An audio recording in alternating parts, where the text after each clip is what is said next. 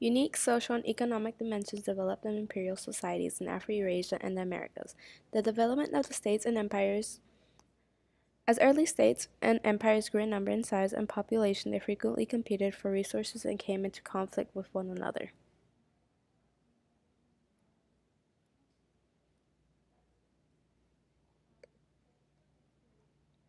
Imperial cities are the seat of an empire used as centers of trade and government, public performance of religious rituals, and political administration for states and empires.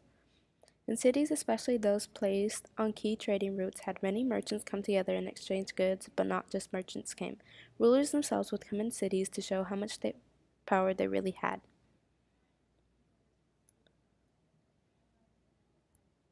Examples of imperial cities are Persepolis, Chang'an, Pataliputra, Athens, Carthage, Constantinople, and Rome. Empires contain a wide variation in social and economic levels. In Rome, members of the Senate had higher social positions than the average citizens, and even then the citizenship levels varied among the citizens, including slavery. In China, classes ranged from upper-class nobles all the way down to the less respected merchants. In Persian, classes included kings, nobles of various regions, high-class military leaders, and clergy, artisans, tradesmen, and the peasants. The social structures of empires displayed hierarchies that included cultivators, laborers, slaves, artisans, merchants, elites, or caste groups. Social hierarchies and stratification that formed foundation civilizations became more complex in larger empires. In classical India, the caste system had to be evolved in order to contain the growing of the Gupta society. Caste divided into subcastes, or jati, and that soon became the backbone of Indian society. Jati formed their own courts by which Indian society was regulated in the absence of a strong central government.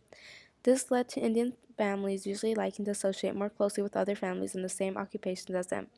Although there's variation, most classical societies went like this.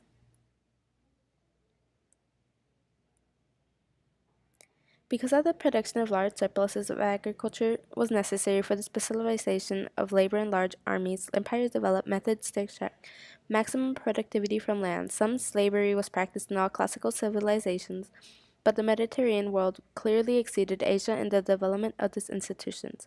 Slaves may have comprised as much as one-third of the Roman Empire. Another common form of labor sponsored by empires was the corvée system. In this system, governments required subjects, usually peasants, to provide labor as payment of tax. A specified number of labor days had to be offered to the state as an obligatory taxation. Many large imperial projects were completed using the corvée system. Imperial societies relied on a range of methods to maintain the production of food and provide reward for the loyalty of the elites. Methods of ensuring production and social hierarchy are corvée labor, slavery, rents, and tributes.